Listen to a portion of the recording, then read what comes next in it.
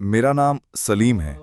पेशे से मैं एक गरीब मजदूर हूँ और मेरा काम किसी भी निर्माण स्थल पर मजदूरी करना है। कभी ईंटें ढोता हूँ, कभी मिट्टी और कभी कभी सिर्फ इंतज़ार करता हूँ कि कोई बुला ले। मेरी बीवी रज़िया बहुत नेक और सब्र वाली औरत है। हमारे 2 छोटे बच्चे हैं, शरीफ और आफरीन।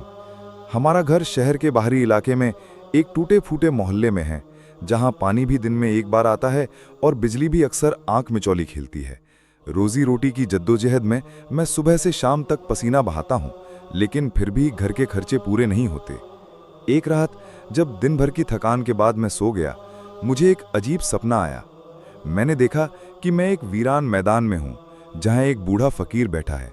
वो मुझे इशारे से बुलाता है और कहता है, बेटा, तेरी मेहनत पाक है, लेकिन तकदीर सोई हुई है।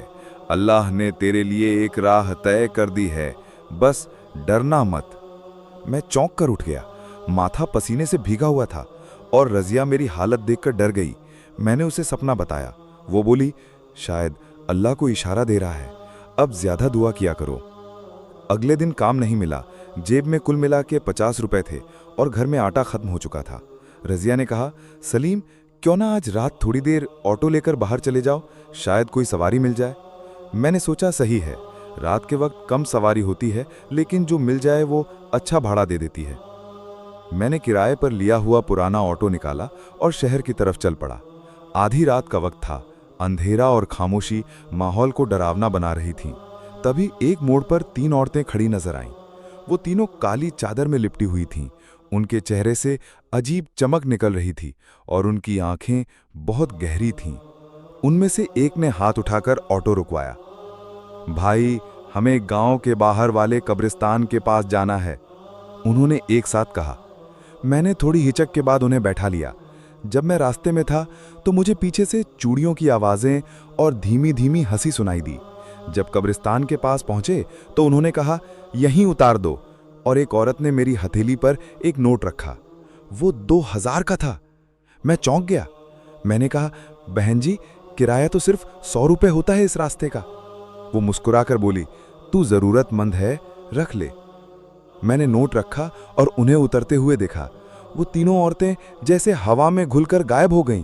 मैं आंखें फाड़े देखता रह गया। फिर जल्दी से ऑटो मोड़ा और घर पहुंचा। रज़िया को सब बताया तो उसने कहा, क्या पता कोई नेकी करने वाली औरतें हों, अल्लाह का शुक्र अदा करो।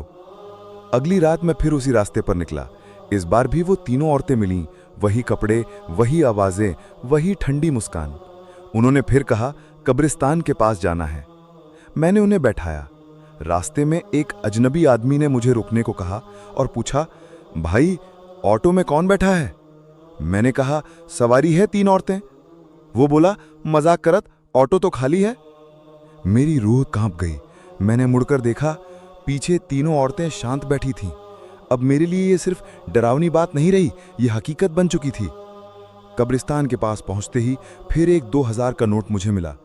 इस बार एक औरत बोली, अब से जब भी तुझे जरूरत होगी ये नोट तुझे मिलेगा, लेकिन याद रखना, इसका इस्तेमाल सिर्फ जरूरत पर करना। ज्यादा लालच इसका असर खत्म कर देगा। अब मेरे पास हर दिन वही नोट आ जाता था। मैं रोज कुछ सामान लाता, बच्चों के स्कूल की फीस भरता, रज़िया के लिए दवाइयाँ लाता और कभी कभी गरीबों को भी देता। हम ज्यादा खर्च नहीं करते थे। हमारी जिंदगी बेहतर होने लगी थी। लेकिन मैंने देखा कि जैसे जैसे मैं उस नोट का इस्तेमाल बढ़ाता गया, उसका असर थोड़ा कम होने लगा। अब कभी कभी 2-2 दिन तक वो नोट नहीं आता था। एक दिन रज़िया ने कहा, क्या हमें इस रहमत को दूसरों के साथ बांटना नहीं चाहिए? मैंने सोचा और फैसला किया कि अपने रिश्तेदारों की मदद करूंगा। एक दोस्त को ऑटो दिलाया, एक को उसका पुराना कर्ज चुकाने में मदद की। मगर ये सब करते हुए मैंने नोट का इस्तेमाल बहुत सोच समझ कर किया। एक रात फिर वही तीनों औरतें मिली। इस बार उनके चेहरे गंभीर थे। उन्होंने कहा, तेरी परीक्षा पूरी हुई, तूने इस ताकत का गलत इस्तेमाल नहीं किया। अब ये इनाम हमेशा के लिए तेरा रहेगा, लेकिन अगर तू किसी लालची को ये बात बता देगा तो सब कुछ खत्म हो जाएगा। मैंने सर झुकाकर वादा किया कि इस रहस्य को हमेशा दिल में रखूंगा। अब बरसों गुजर गए हैं।